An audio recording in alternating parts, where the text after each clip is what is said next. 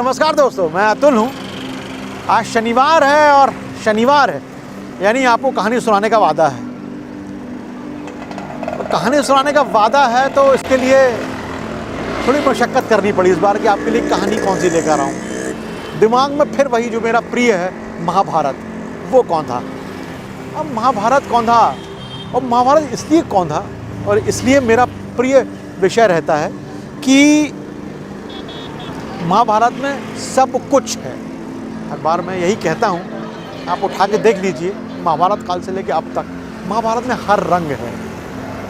राग, द्वेष, प्रेम, नफरत, कुचक्र, षड्यंत्र, भक्ति, ज्ञान, सब महाभारत में है। तो आज महाभारत में कौरव है, पांडव, और इसलिए मैंने आज महाभारत के ही एक विषय को चुना है आपकी कहानी के लिए।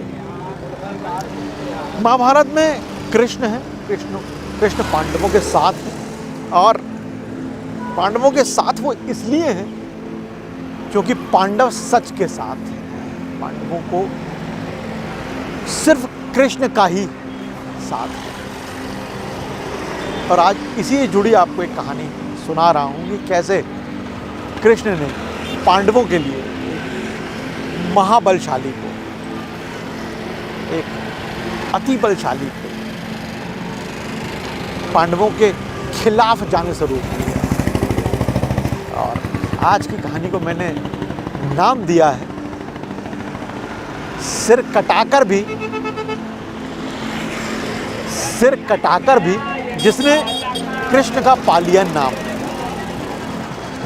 आज की कहानी मेरी जिन पर है उन्हें पूरी दुनिया, कम से कम भारत में तो उन्हें खाटू श्याम के नाम से जानते हैं।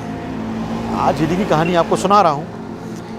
और खाटू श्याम आते कहाँ से हैं, खाटू श्याम का क्या रहता है मामला, कैसे आए, इन सब की अपन बात करेंगे।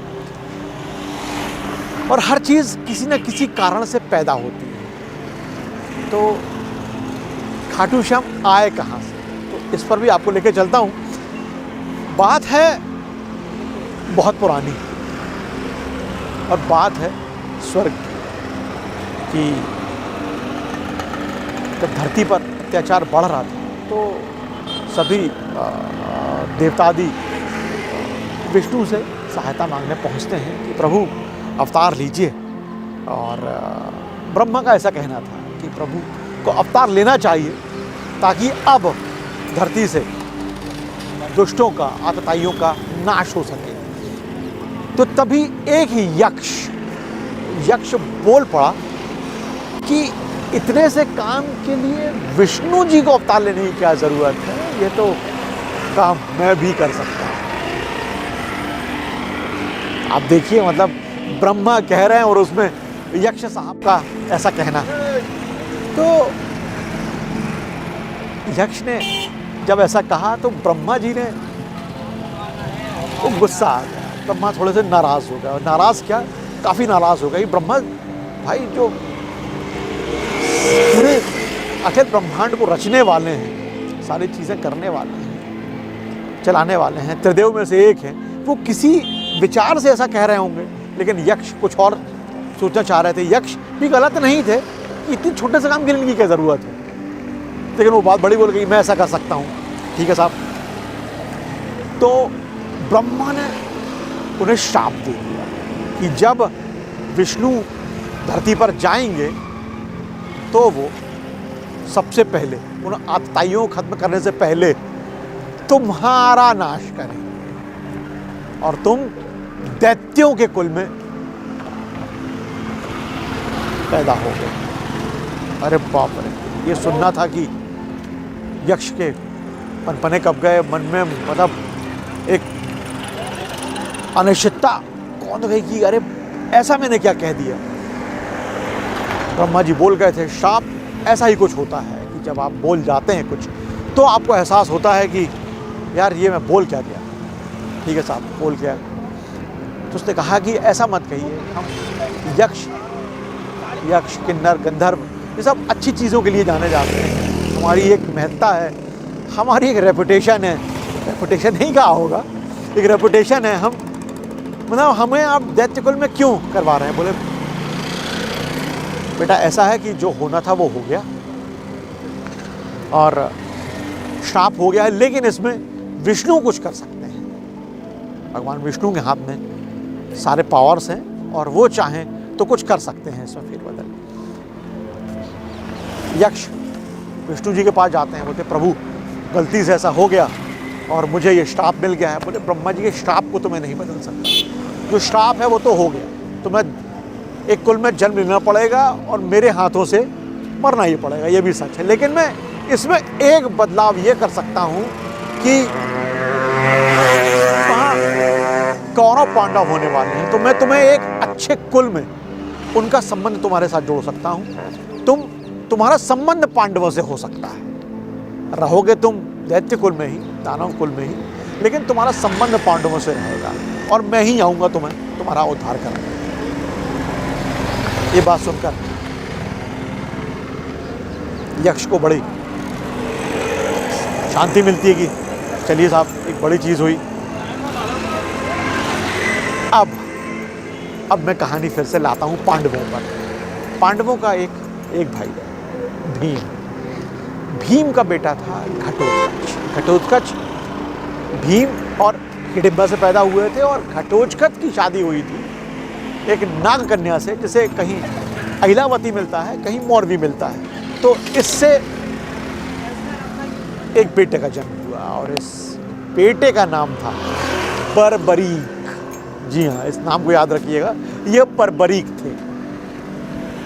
बर्बरीक नाम के पीछे भी है, इनके सिर पर बहुत सुंदर सुनहरे बाल हुआ करते थे, बिल्कुल बरबरे। तो इसलिए इनका नाम बर्बरीक हुआ। बेहद सुंदर थे। चूंकि भीम का नाती था इसलिए पूरे पांडवों के भी दुलारे हुए बहुत प्यारे थे। बचपन में ही काफ़ी बलशाली थे, गुणवान थे। शिक्षा दीक्षा शुरू होती है और इसके बाद ही सारी वो चीज़ें होने लगती हैं जो भविष्य में एक बड़ा रूप लेने वाली थी। बर्बरीक को कृष्ण और उसकी माता ने ही शिक्षा दी थी और शिक्षा बड़ी गजब की दी थी। और उस शिक्षा में उन लोगों ने ये घुट्टी पिलाई थी कि हमेशा कमज़ोर और निर्बल और असहाय की मदद करना। और इस बात को बर्बरीक ने गांठ बांध लिया था। बर्बरीक बहुत वीर थे और उन्हें शिव से 3 बाण मिले थे। 3 बाण से वो बड़े से बड़ा युद्ध खत्म कर सकते थे। और ये बात the ultimate man, the greatest ever Krishna जानते थे। महाभारत शुरू हो चुका था और शुरू होने ही वाला था। और महाभारत शुरू होने के पहले कृष्ण ने एक चीज़ सबसे पूछी दिग्गजों से, 4 दिग्गजों से, कि आप युद्ध कितने दिन में खत्म कर सकते हैं। अर्जुन ने कहा मुझे 28 दिन लगेंगे युद्ध खत्म करने में। Very good. द्रोणाचार्य ने कहा मुझे 25 दिन लगेंगे युद्ध खत्म करने में। कर्ण ने कहा मुझे 24 दिन लगेंगे युद्ध खत्म करने में। भीष्म ने कहा मैं युद्ध को 20 दिन में खत्म कर सकता हूँ। कमाल।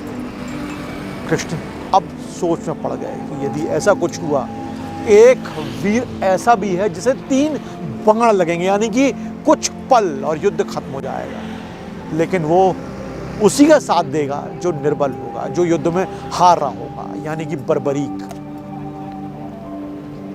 और निश्चित रूप से कृष्ण देख रहे थे कि हारने कौन वाला है।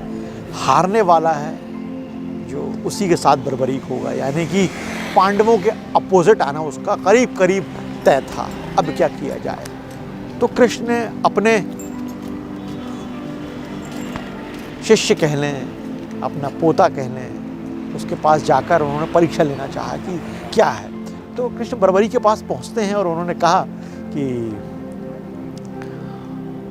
सुना है कि मुझे ऐसा पता है कि तुम्हारे पास 3 बाण हैं। हाँ बोले प्रभु मेरे पास 3 बाण हैं और मैं इनसे युद्ध खत्म कर सकता हूँ। बोले कैसे? बोले पहले बाण से मैं तय करता हूँ कि मुझे किस पर नहीं चलाना। पहले से ये तय होगा कि इन्हें नहीं मारना, दूसरे से मैं ये तय करूंगा कि किन्हें मारना, और तीसरे को मैं जब छोड़ूंगा तो वो उन सभी को खत्म करके मेरे तूणीर में आ जाएगा। कृष्ण ने कहा मुझे दिखाओ भी ऐसा करके। तो जहाँ बात चल रही थी वहाँ पर पीपल का पेड़ था। बोले इस पीपल के पेड़ के सारे पत्तों को छेद के दिखाओ। बोले जो आ गया। बर्बरीक अपना बाण निकालते हैं और पीपल के सारे पत्तों को छोड़ देते हैं और बाण भेदते हुए काम शुरू कर देता है। एक पत्ता बीच में टूटकर नीचे गिरता है और कृष्ण उसे दबा लेते हैं पैरों के नीचे। परीक्षा कृष्ण है, इतने में वो बाण पूरे पीपल के पत्तों को छेदता हुआ कृष्ण के पैरों के पास आकर रुक जाता है। अब बाण आकर रुक जाता है तो बर्बरीक कहते हैं कि हे भगवान, ये आपके पैर को नुकसान नहीं पहुंचाएगा, ये बाण सिर्फ और सिर्फ पत्तों को भेदेगा, आप उस पर से पैर हटा लीजिए। कृष्ण आश्चर्यचकित हो गए, पैर हटा लेते हैं, बाण उस एक पत्ते को ही भेद देता है और वापस आ जाता है। कृष्ण समझ गए कि he is a miracle man, ये कुछ भी कर सकता है, कुछ करना ही होगा, कुछ करना ही होगा। अब कृष्ण, युद्ध शुरू हो चुका है, अब कृष्ण ने तय कर लिया कि मुझे क्या करना है। बर्बरीक ने अपनी मां से कहा कि मैं युद्ध देखने जा रहा हूं, मैं युद्ध देखने जा रहा हूं, और जो भी कमजोर होगा मैं उसके पक्ष में खड़े होकर युद्ध लड़ूंगा। माँ ने कहा ठीक है बेटा, तथास्तु। और ऐसा करके वो निकल पड़ते हैं। अब कृष्ण की लीलाधर हैं, लीला ही दिखाना काम है, क्यों नहीं दिखाएंगे लीलाएं। ठीक है बॉस। जैसे ही वो निकला तो रास्ते में एक ब्राह्मण वेश में कृष्ण बोले कहाँ जा रहे हो? बोले युद्ध देखने जा रहा हूँ। बोले मुझे कुछ चाहिए तुमसे।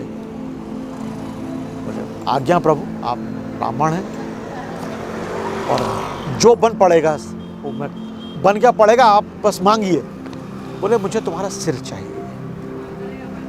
एक पल के लिए बर्बरीक ठिठक गए कि सिर क्यों मांग रहे हैं, और ब्राह्मण देवता सिर, ऐसी कौन सी जरूरत आन पड़ी। बोले वो तो होना ही है, आपने जो मांग लिया वो मुझे देना ही है, लेकिन मैं दूंगा ही, लेकिन अपने असली रूप में, अपने असल रूप में आने मुझे दर्शन दीजिए। कृष्ण प्रकट हो जाते हैं। बोले प्रभु मैं समझ गया था, लेकिन मैं आपको देखना चाह रहा था, और मैं ये भी जानता हूँ कि ये सब कुछ आपने ही रचा है, लेकिन मैं घर से माँ को वचन दे के निकला हूँ कि मैं युद्ध देखूंगा, और मैं आपको भी कह चुका हूँ कि मैं आपको सिर दूंगा। तो जब मैं सिर दे दूंगा तो फिर मैं युद्ध कैसे देख पाऊंगा, इसकी व्यवस्था तो आपको करनी ही पड़ेगी। कृष्ण मुस्कुराए, बोले बिल्कुल ठीक है। यहाँ पर एक पास में पहाड़ी है, उसे खाटू पहाड़ी कहा जाता है। तुम मुझे सिर दो और सिर तुम्हारा वहीं स्थापित करूंगा, ताकि तुम वहां से युद्ध देख सको। जब पूरा युद्ध खत्म हो जाएगा उसके बाद ही तुम शांत हो गए, तब तक तुम जीवित रहोगे, तुम पूरा युद्ध अपनी आंखों से देखोगे।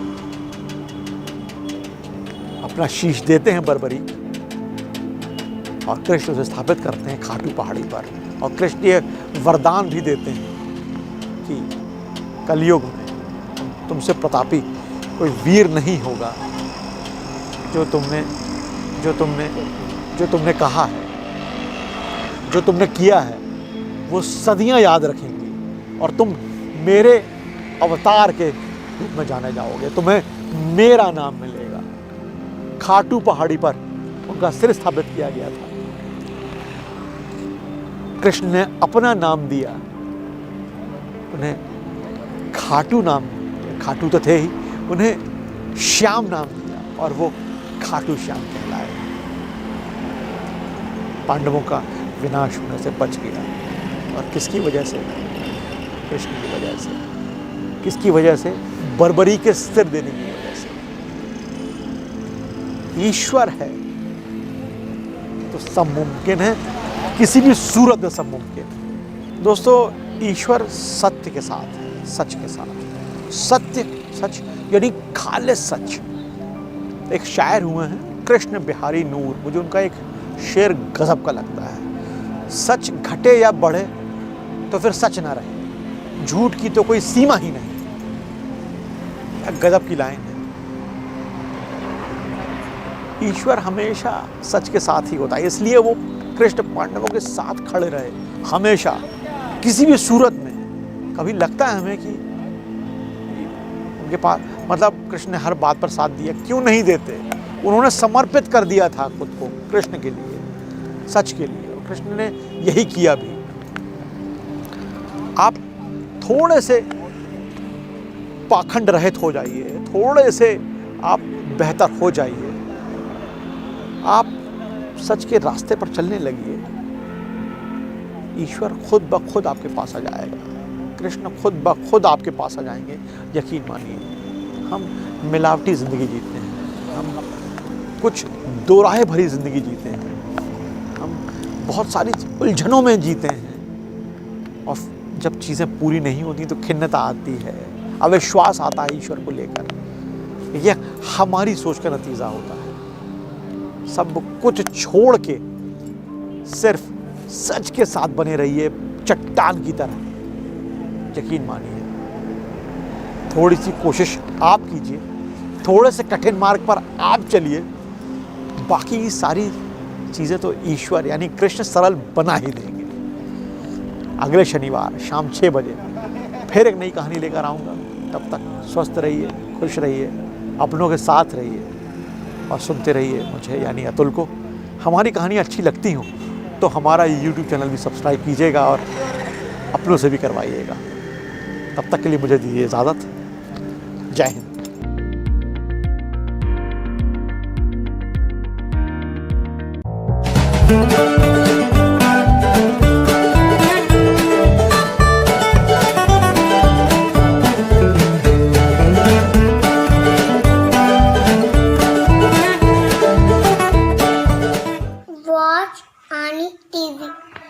द सूत्र की खबरों को देखने के लिए प्ले स्टोर और एप्पल स्टोर से डाउनलोड करें हमारा ऐप द सूत्र। आप हमारी खबरें thesutra.com पर भी देख सकते हैं। Social media platforms Twitter, Facebook और इंस्टाग्राम पर भी हमें फॉलो कर सकते हैं। साथ ही यूट्यूब पर भी हमें सब्सक्राइब करें। यदि आपकी नहीं हो रही कोई सुनवाई और आपके पास है कोई खबर, तो हमारे व्हाट्सएप नंबर 70000024141 पर भेजिए और बनिए हमारे सूत्र।